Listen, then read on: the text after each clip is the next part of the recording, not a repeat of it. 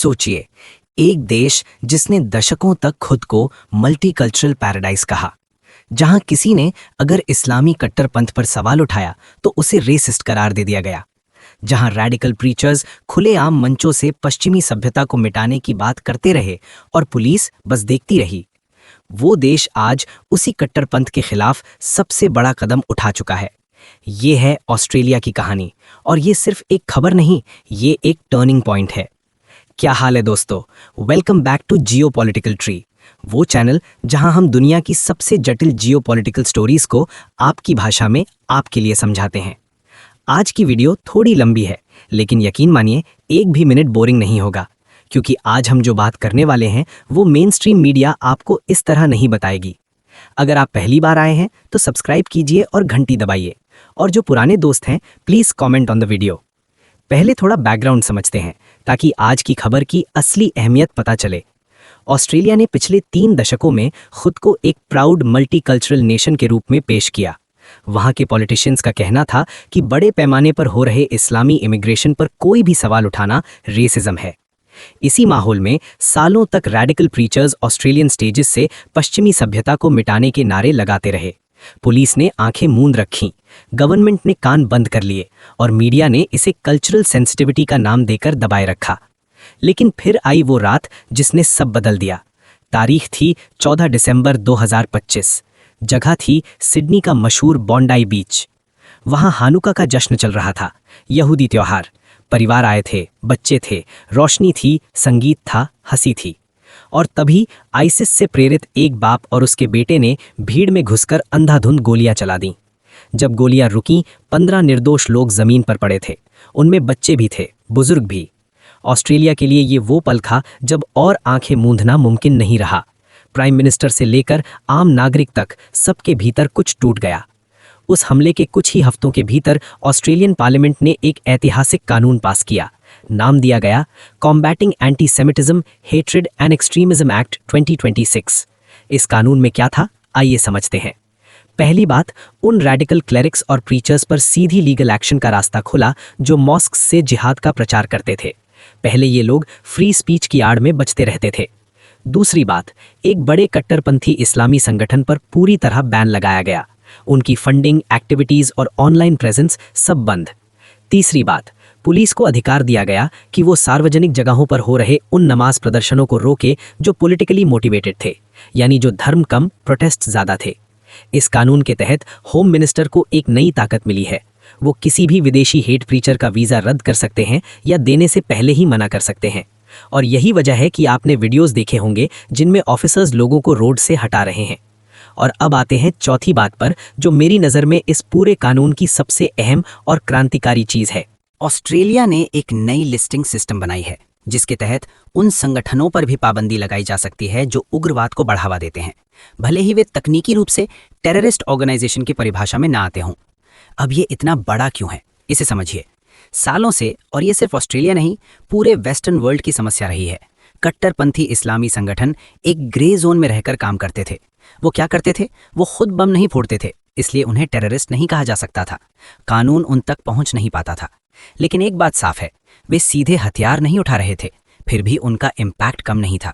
वे खुलेआम western democracy और western civilization के खिलाफ नैरेटिव पुश करते थे, लोगों के बीच डिस्ट्रस्ट और डिवीजन पैदा करते थे।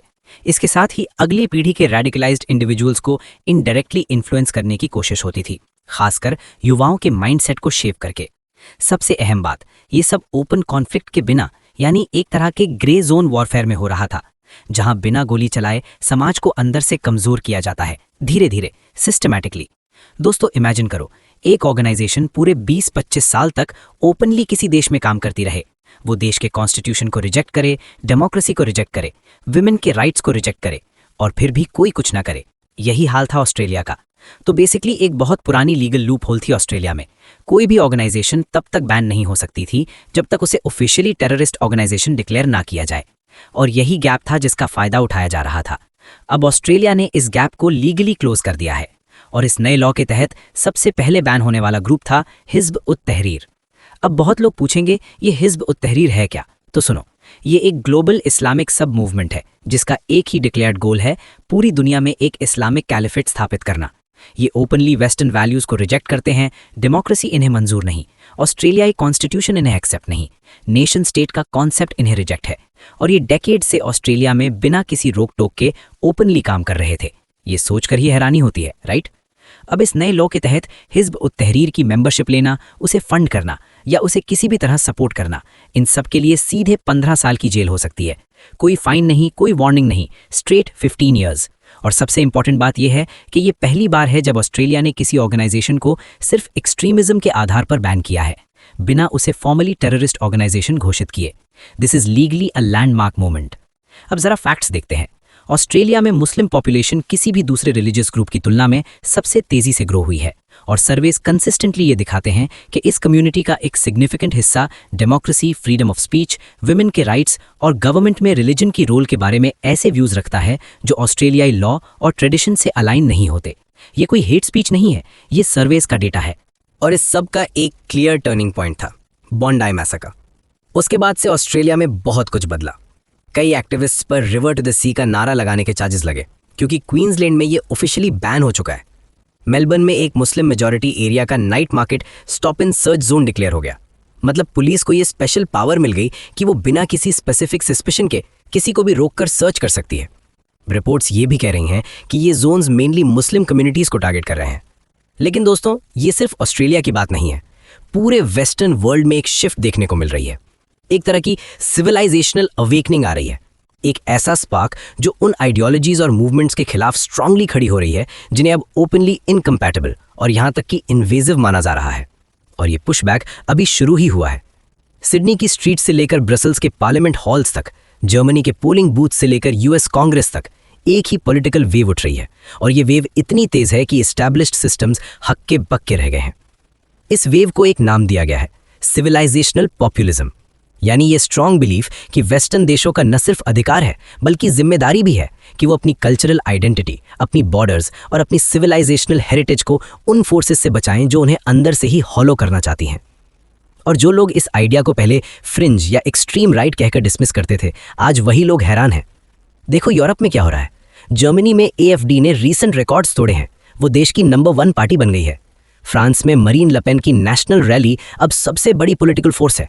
ब्रिटेन में नाइजल फराज की रिफॉर्म यूके ने वहां की डेकेड्स ओल्ड 2 पार्टी सिस्टम को कंप्लीटली शेक कर दिया है। Same thing Modi did in India.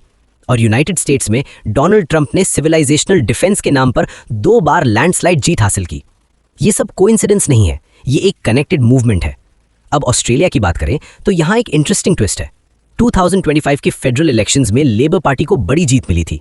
उस वक्त बहुत लोगों ने कहा ऑस्ट्रेलिया का पॉपुलिस्ट मूवमेंट खत्म हो गया। लेकिन कुछ ही महीनों में वही लेबर गवर्नमेंट जो टॉलरेंस और प्रोग्रेसिविज्म का सिंबल मानी जाती थी, उसने ऑस्ट्रेलिया के इतिहास की सबसे स्ट्रिक्ट इस्लामिक एक्टिविटी क्रैकडाउन की। ये क्यों हुआ? क्योंकि पॉलिटिकल प्रेशर इतना ज्यादा था कि उन्हें झुकना पड़ा। और इस प्रेशर का सोर्स क्या था? पॉलिन हैंसन की वन नेशन पार्टी, जिसे कभी एक्सट्रीम राइट विंग कहकर डिसमिस किया जाता था, वो पार्टी अब नेशनल पोल्स में 27% तक पहुंच गई है। 29 साल के हिस्ट्री में पहली बार उसने main stream liberal national coalition को पीछे छोड़ दिया है। पॉलिटिकल साइंटिस्ट्स इसे अब तक की सबसे फास्ट पॉलिटिकल राइज बता रहे हैं। और अगर यूरोप का एग्जाम्पल कोई हिंट देता है तो दोस्तों, ये तो बस शुरुआत है। ऑस्ट्रेलिया, जो हमेशा से एक सक्सेसफुल मल्टी कल्चरल सोसाइटी के रूप में जाना जाता था, उसने अभी अपने हिस्ट्री का एक बेहद सिग्निफिकेंट चैप्टर लिखा है। और ये चैप्टर सिर्फ ऑस्ट्रेलिया का नहीं है, ये पूरे वेस्टर्न वर्ल्ड की कहानी है। एक ऐसी कहानी जो अभी भी लिखी जा रही है और जो आने वाले दशकों में इस दुनिया की शेप तय करेगी। तो दोस्तों, क्या ये सिविलाइजेशनल पॉपुलिज्म एक जरूरी करेक्शन है या ये एक डेंजरस स्लाइड है? क्या वेस्टर्न सोसाइटीज को अपनी आइडेंटिटी प्रोटेक्ट करने का हक है या ये सोच ही डिवाइसिव है? नीचे कमेंट में अपनी राय दो। और अगर ये वीडियो वैल्यूएबल लगी तो लाइक करो, शेयर करो, क्योंकि इस तरह के सीरियस टॉपिक्स को ज्यादा से ज्यादा लोगों तक पहुंचना चाहिए। चैनल सब्सक्राइब करो और बेल दबाओ। अगली वीडियो में मिलते हैं।